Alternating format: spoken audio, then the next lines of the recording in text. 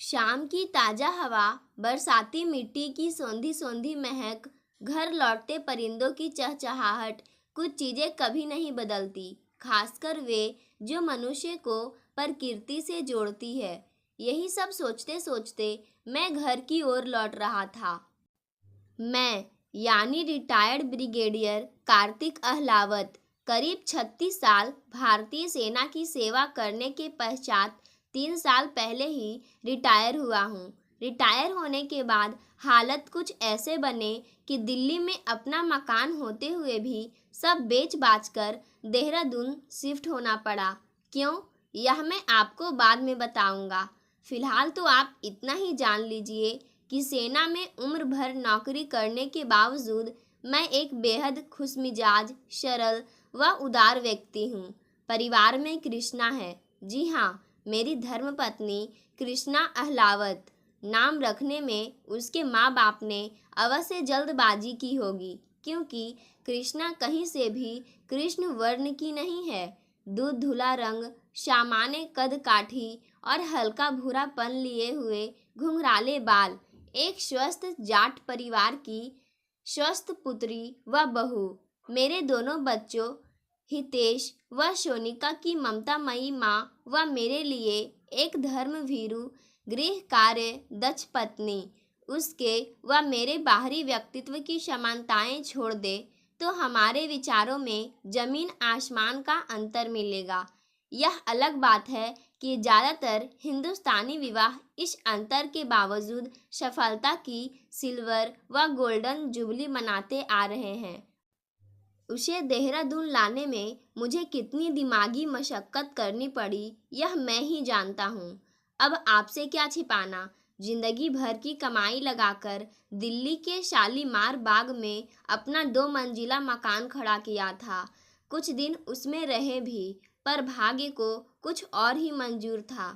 बेटी उन दिनों मेडिकल करके यूएस जाने की तैयारी में थी। वह बेटा हितेश आर्किटेक्चर के प्रथम वर्ष में। अचानक हमें पता चला कि सोनिका अपने विजातीय सहपाठी से प्रेम विवाह करना चाहती है। सुनकर मैं तो संजत रहा, पर कृष्णा तो आपा ही खो बैठी। उसकी नज़रों में बेटी की इस साजिश के पीछे मेरा ही हाथ था।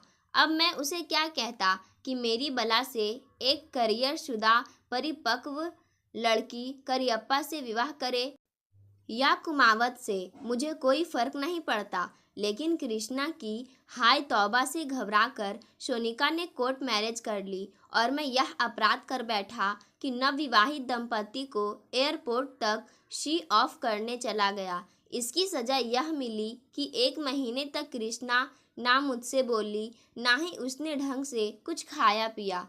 कुछ रोज तो मैंने बर्दाश्त कर लिया, पर जब उसके स्वास्थ्य पर असर पड़ने लगा तो मुझे बड़ी चिंता हुई। डॉक्टर ने कुछ टेस्ट वगैरह करके यह नतीजा निकाला कि श्रीमती जी घोर डिप्रेशन यानी अवसाद की स्थिति में है। यदि उन्हें शीघ्र ही इससे ना निकाला गया तो मुश्किल आ सकती है। सुनकर मेरे तो जैसे हाथ पैर ही फूल गए।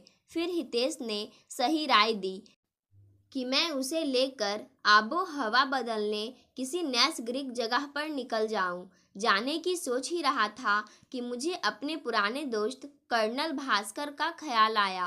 रिटायरमेंट के बाद वह अपने घर देहरादून चला गया था। कई बार उसने हमें बुलाया, पर किसी न किसी वजह से हम जा ना सके थे। आज इसी मुसीबत की घड़ी में मुझे वहीं जाना उचित लगा। मैं पत्नी सहित बोरिया बिस्तर बांध देहरादून चला आया। यहाँ आकर कृष्णा की हालत में आश्चर्यजनक गति से सुधार हुआ। एक तो भास्कर का खुला हवादार बंगला, दूजे उसकी हंसमुख गढ़वाली पत्नी का साथ, दोनों मिलकर कृष्णा के लिए जैसे रामबाण सिद्ध हुए। कर्नल मुझे किचन गार्डन में उलझाए रखता और उसकी पत्नी कृष्णा को दवाइयाँ कम और बातों की खुराक अधिक देती। लिहाजा हुआ यह कि 3-4 हफ्तों में ही कृष्णा कुर्सी छोड़ बैडमिंटन खेलने लगी, रसोई में पकौड़े तलने लगी, और जब एक दिन उसने अचानक बगीचे से गुलाब तोड़कर जूड़े में खोसा तो मैं 40 साल पहले की कृष्णा को याद कर बैठा। जो हमेशा अपने जूड़े में फूल लगाए रहती थी। हम दोनों के वापस जाने का समय निकट आने लगा। मैंने भास्कर से दिल्ली की टिकटें रिजर्व कराने को कहा, किंतु आशा के विपरीत उसे मेरे निर्णय से कोई खास खुशी नहीं हुई, बल्कि जो कुछ उसने कहा वह शब्द मुझे आज तक याद है। जाना है तो चले जाओ कार्तिक, पर दिल्ली में तुम अपने बंगले की कैदी होकर रह जाओगे। बच्चे आजकल अपनी जिंदगियां संभाल ले, यही बहुत है। हमारी किसे पड़ी है? मेरी मानो तो इसी लेन में एक प्रॉपर्टी हाथों हाथ बिक रही है। ज़्यादा नहीं तो 12 से 15 लाख में सौदा तय है। मेरे पास यहीं बस जाओ। बुढ़ापे में साथ देंगे एक दूसरे का, साथ साथ सुख दुख बांटेंगे। मैं आश्चर्यचकित था कि उसने इतनी दूर की सोच डाली। उधर कृष्णा की मनस्थिति ने मुझे भी सहमा रखा था। मैं सोचने लगा कि यदि दूसरी बार कृष्णा के साथ ऐसा ही हुआ तो फिर मैं क्या करूँगा, उसे लेकर कहाँ जाऊँगा। मैंने फैसला किया कि उसे मना कर रहूँगा। हालांकि कृष्णा को मनाना सहज नहीं था, पर मेरी जिद के आगे उसे भी झुकना ही पड़ा। हितेश हॉस्टल में था ही और उसे हमारे निर्णय से कोई ऐतराज नहीं हुआ और हम भास्कर के सहारे देहरादून बस ही गए। दिल्ली से उत्तरांचल का स्थानांतरण हमें महंगा नहीं बल्कि सुविधाजनक ही पड़ा था। घर तुरंत फुरत व्यवस्थित कर डाला भास्कर के पहाड़ी नौकर ने। उसी ने एक नौकर हमारे लिए भी जुटा दिया था। कृष्णा का अधिकांश समय बागवानी में बीतता या मिसेज भास्कर के साथ, और मुझे तो कर्नल ने वापस पुराने दिनों में खींच लिया था, जहाँ था फौजी बिरादरी के रिटायर्ड मेंबर्स का साथ क्लब की फुर्सत भरी शामें, लॉन की ताज़े फल सब्जियों की लज्जत और शिवालिक की ठंडी मस्त बयार। मैं हर चिट्ठी में हितेश को लिखता कि कैसे देहरादून उसकी माँ व पिता को रास आया है, वह कैसे हमें उसका बड़ी शिद्दत से इंतजार है। कुल मिलाकर हम मियाँ बीबी हर तरह से सुखी व संतुष्ट थे। पर कहते हैं ना कि अपनी नज़र खुद को ही लग जाती है।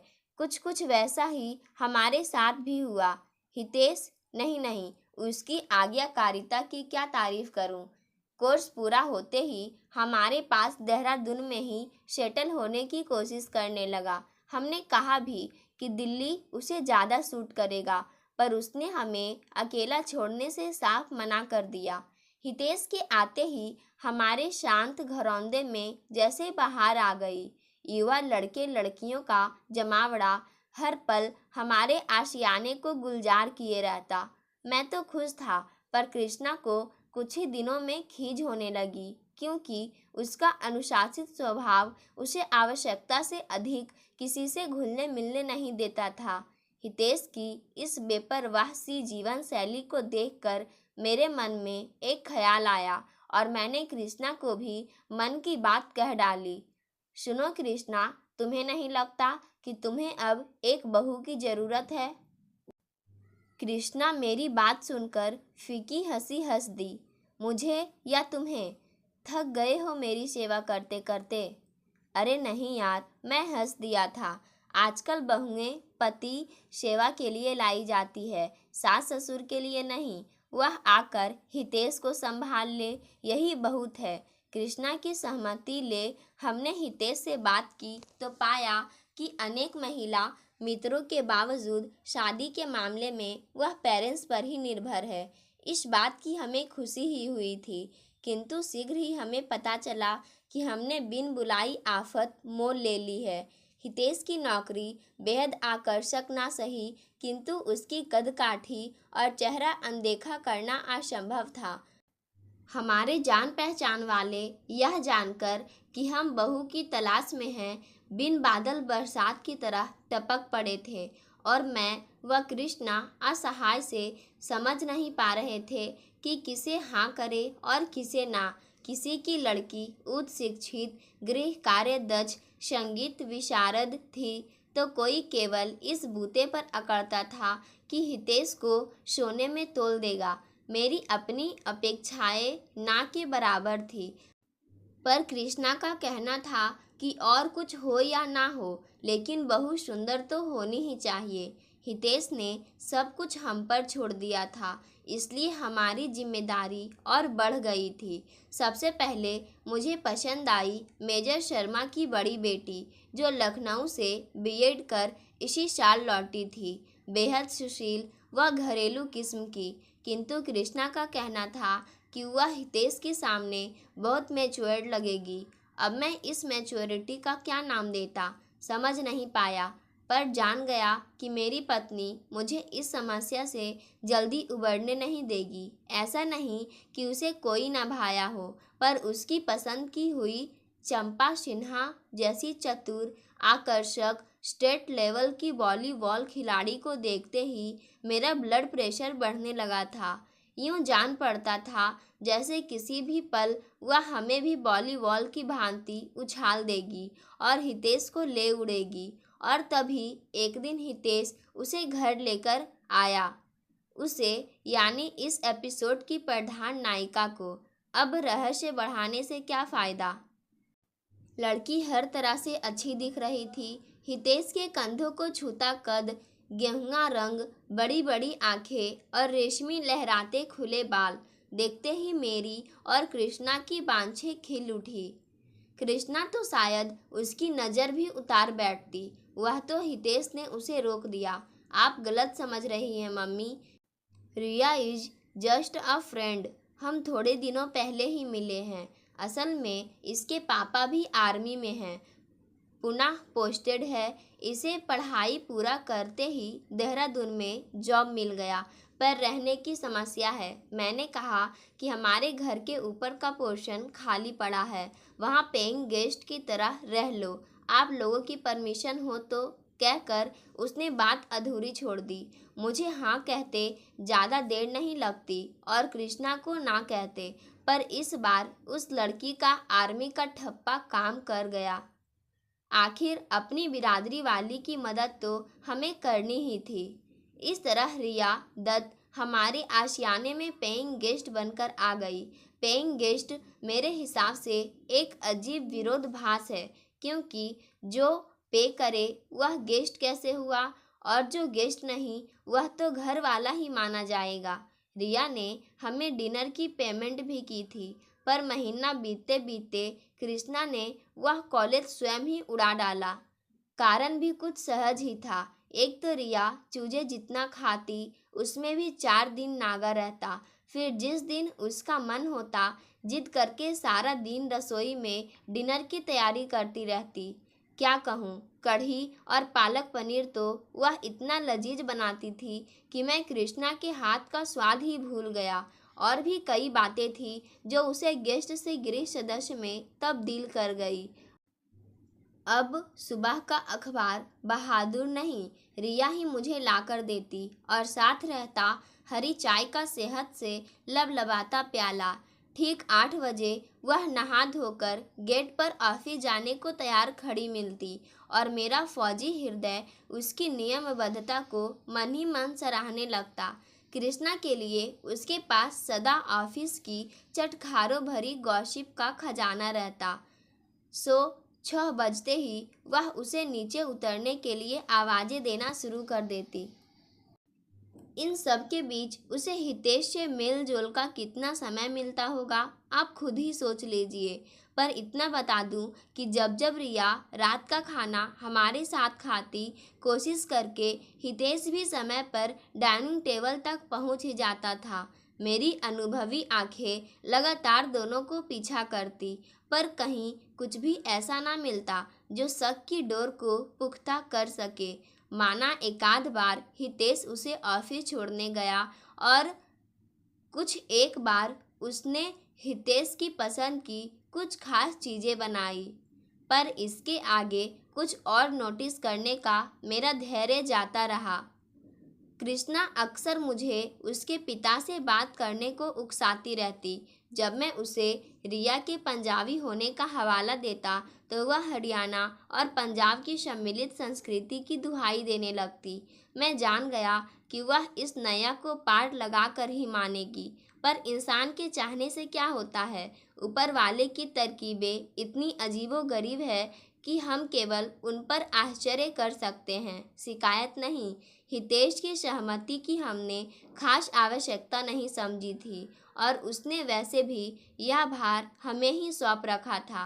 रिया से उसके पिता का टेलीफोन नंबर तो हमने ले ही रखा था, पर रिश्ते जैसी गंभीर बात एक अजनबी से छेड़ते हुए बेहद झिझक हो रही थी। उस पर अभी हमने अपनी मंशा रिया से भी जाहिर नहीं की थी। कृष्णा बेहद एहतियात से चलने की सोच रही थी, क्योंकि उसे किसी भी कीमत पर यह रिश्ता चाहिए था। अब तो रात दिन उसकी आंखों में बारात और डोली के सपने डोलते रहते। बात करते करते अक्सर वह रिया के बाल सहलाने लगती, तो कभी उसे ठीक से ना खाने पर 100 हिदायतें दे डालती। इसी बीच मेजर मिश्रा की बेटी की शादी का कार्ड आया। हमारे अच्छे परिचित थे, सपरिवार आमंत्रण था। परिवार में अब कृष्णा रिया को भी गिनने लगी थी, सो उसने उसे भी साथ चलने को मना लिया था। मुझे आज भी याद है कृष्णा की गुलाबी रंग की सिल्क साड़ी पहने जब वह सीढ़ियों से उतरती तो कोई राजकुमारी ही जान पड़ रही थी।